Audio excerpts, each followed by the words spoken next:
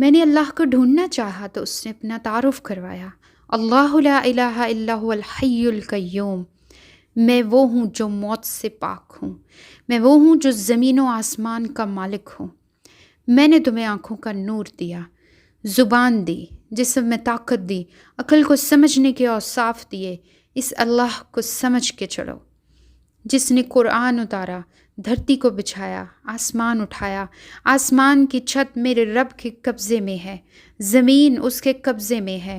ہواؤں کے جھونکے، سردی کا موسم، گرمی کی تپش، پانی کا گرنا، سورج کی حرارت اللہ کا ارادہ ہے، برف کا گرنا اللہ کی بادشاہی، طوفانوں کا آنا، بجلیوں کا چمکنا، موسموں کے پھل، پھلوں کے ذائقے، پھلوں میں مٹھاس، پھلوں کے چھلکے۔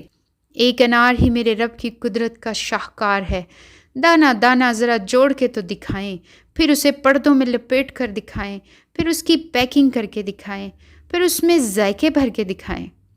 گائے کے تھن سے نکلتا دودھ، ہرن کے نافے میں مشک، سانپ کے منہ میں زہر اور مکھی کے منہ میں شہد، آدم کی ساری نسل کا مالک، 2 پاؤں پہ چلنے والوں کا بادشاہ، 4 پاؤں پہ چلنے والوں کا مالک، پانی کی مخلوق، ہوا کی مخلوق، زمین کی مخلوق، رینگنے والے، اڑنے والے، تیرنے والے، جھپٹنے والے، پھاڑنے والے، دھاڑنے والے، ڈھسنے والے، چنگھاڑنے والے، ان سب پہ کس کی بادشاہت ہے؟ اللہ کی۔ للہ ملک السماوات والارض۔ اللہ کہتا ہے تم میری تسبیح پڑھو نہ پڑھو، یہ پوری کائنات میری تسبیح پڑھ رہی ہے۔ صحرا کی ریت کا ذرہ ذرہ، بارش کا ایک ایک قطرہ، ہوا کی ایک ایک لہر سبحان اللہ کہہ رہی ہے۔ درخت کا ایک ایک پتا، پتوں میں چلنے والی رگیں، رگوں میں چلنے والا پانی، پانی میں چلنے والا ایک ایک قطرہ اپنے اللہ کو یاد کر رہا ہے۔ تم کرو نہ کرو۔ نیچے پھیلی جڑیں، جڑوں کے ریشوں کا ذرہ ذرہ اللہ کو یاد کر رہا ہے۔ اور ہم کہاں ہیں؟ کسی شخص سے اس کے عزیز بیٹے کا ذکر کیجیے تو اس کے پاس کہنے کو بہت زیادہ باتیں ہوں گی جو کبھی ختم نہ ہوں گی، مگر اسی شخص کے سامنے اللہ کا ذکر کیجیے تو وہ ایسا غیر متحرک بنا رہے گا جیسے اس کے پاس اللہ کے بارے میں کہنے کے لیے کوئی بات ہی نہیں، کچھ جانتا ہی نہیں۔ کسی کو اپنے خاندانی بزرگ کی یاد دلا دیجیے، وہ بولنا شروع کر دے گا جیسے اس کے اندرونی احساسات جاگے اٹھے ہوں۔ اس کے سامنے اللہ کا ذکر ہو تو وہ جذبات سے خالی نظر آتا ہے۔ کسی شخص کے سامنے اس کے اجتماعی اکابر کا نام لیجیے، وہ اس وقت تک چپ نہیں ہوگا جب تک آپ مداخلت کر کے چپ نہ کرائیں۔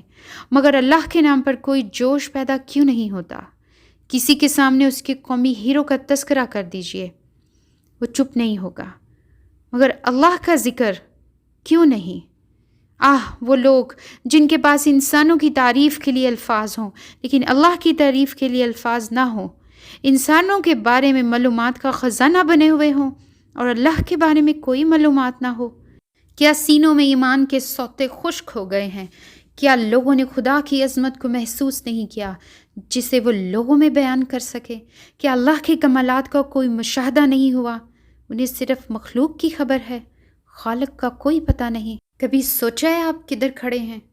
وہ خالق جو دن رات آپ کو لک آفٹر کر رہا ہے، آپ کی ضرورتوں کو بن مانگے بھی دے رہا ہے، اس خالق کو دینے کے لیے ہمارے پاس وقت نہیں ہے۔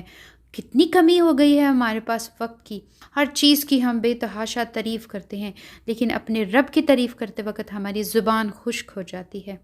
ہم کہاں کھڑے ہیں؟ بدقسمتی کے ٹھاٹھے مارتے ہوئے سمندر میں ڈوبے چلے جا رہے ہیں۔ پلیز ابھریے، اپنے آپ کو اوپر لائیے اور اس خدا کے لیے وقت نکالیے۔ اپنے خالق کو بھول جانے میں احساسات کا قصور نہیں ہے، ہمارے دماغ کا فطور نہیں ہے، یہ ہماری بدقسمتی ہے کہ اس خالق کو بھولے ہوئے ہیں جو ہمیں ہر لمحہ دیکھ رہا ہے، جو ہر لمحہ ہماری حفاظت کرتا ہے۔ اپنے خالق سے دوری اندھیرے ہیں اور اپنے خالق کا قرب روشنی ہے، اور یاد رکھیے روشنی ہی آپ کو جنت میں لے جانے والی ہے، اپنے رب سے متعارف کروانے والی ہے، اپنے رب کا دیدار کرانے والی ہے۔ جو اندھیروں کے مسافر بن گئے وہ گم ہو گئے، بھٹک گئے، فنا ہو گئے، اور جو روشنی کے مسافر بنے زندگی تو انہوں نے پا لی، خوشی کا راز تو انہوں نے پایا، اپنے رب کی قربت تو انہوں نے پائی۔